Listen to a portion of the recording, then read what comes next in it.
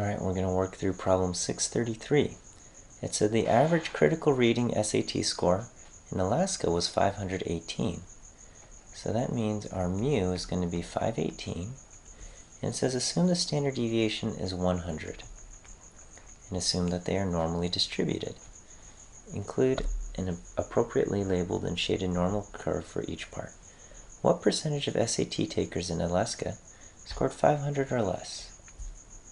So for part A, we're going to draw our normal curve. In the center we have 518, and we want to know how much is at 500 or less.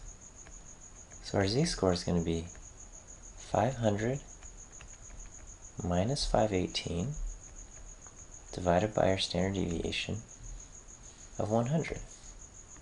500 minus 518 divided by 100 gives me a z-score of negative 0.18. We're going to find the area to the left of negative 0.18. And I get 0.4286 from my table.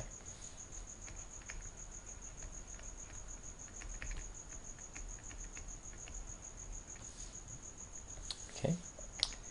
And in our picture, what we want is the area to our left. So the answer, this is our answer as expressed as a percentage. This is 42.86%. And that's the end of our problem there. For part B, it says what percentage of SAT takers in Alaska scored more than 518? Well, this is very simple, because when we draw our normal curve, we see 518 is right there in the middle.